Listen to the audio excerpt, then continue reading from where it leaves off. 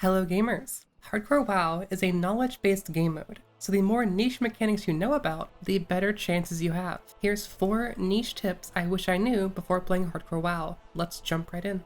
Starting off, number 1, avoiding daze.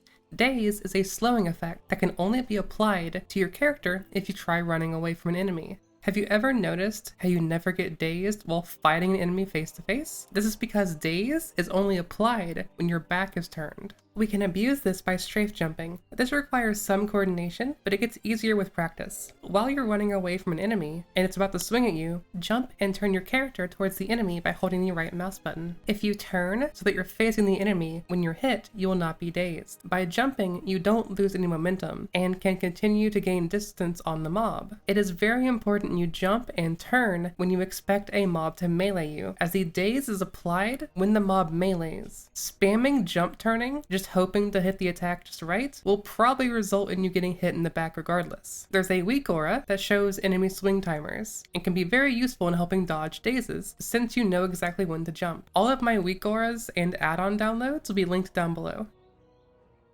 Number 2. Did you know that mobs have classes too? 3 of them to be exact. They're split up into warriors, paladins, and mages. Warriors have high health and high armor. Paladins have low health and low armor. Mages have very low health and low armor. You'll notice there's no medium health or armor bracket. That's because the gap in health and armor between warriors and paladins is very, very big. For example, a level 44 warrior has around 2400 health, whereas level 44 paladin has around 1700, and a level 44 mage has 1400. Unfortunately, I cannot give you guys the value of their armor. It just isn't available anywhere publicly, and no add-ons show it. On screen, I've been showing some footage of me meleeing different types of mobs. You can see paladin mobs take more damage than warriors, but only slightly less than mages.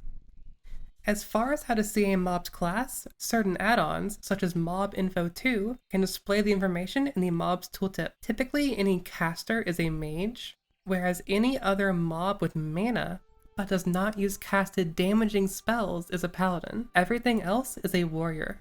There's a couple of very niche exceptions, but that formula is correct in most situations.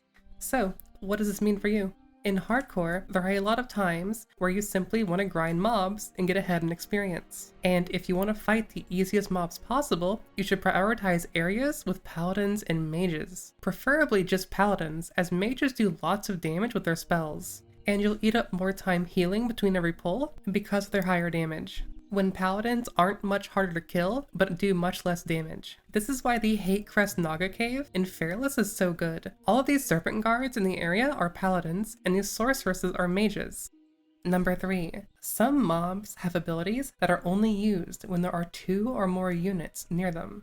This tip is especially important for hunters and warlocks, since they both have a pet, automatically making them a target for these spells. However, everyone should take note, since it is possible if other players nearby, they may cause the mob to meet the criteria to use the spells on you. For example, the Jadefire Trickster in Fellwood can cast a mind control if there are 2 or more enemies near them. In this case, the Warlock's Voidwalker makes him get mind controlled. If Rose Goku had had bad intentions, he could have killed the Warlock here during the mind control, ending his run. For this tip and the next one, I recommend the add-on Classic Bestiary. It shows what abilities mobs have in their tooltip. Any monster that knows a Dominate Mind spell, like Mind Control, will only activate if there are 2 or more targets nearby.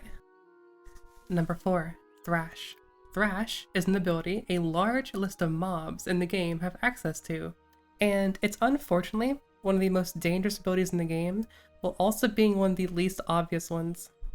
Thrash is a buff similar to Wind Fury, giving the mob 1 to 2 extra swings when it's used. However, this buff does not show up on any buff tracker, nor does it have any noticeable effect or warning. To make matters worse, Thrash can stack indefinitely. If you are kiting a mob that knows Thrash, it can pool Thrash charges, so when it finally reaches you and hits you, it could hit you 3, 5, or even 7 times if you're very unlucky. In hardcore, having a mob hit you 7 times at once can lead to a very easy death. Thrash's cooldown seems dependent on the mob, but it averages around 4 seconds. This means you should rarely get more than 1 stack, unless you're kiting a mob for a long time. That wraps up this video. I hope you learned something. I am working on a weak aura that alerts you of mobs with dangerous abilities, such as Execute and Thrash, and I'll be releasing it in a future video. So maybe subscribe if you want to be notified when it's out. As always, thank you to my Ko-fi supporters for making this video possible. Ko-fi is like Patreon, but with no fees. If you want to support me there, or catch my streams on Twitch, links for both are down below. Until next time, gamers, toodles.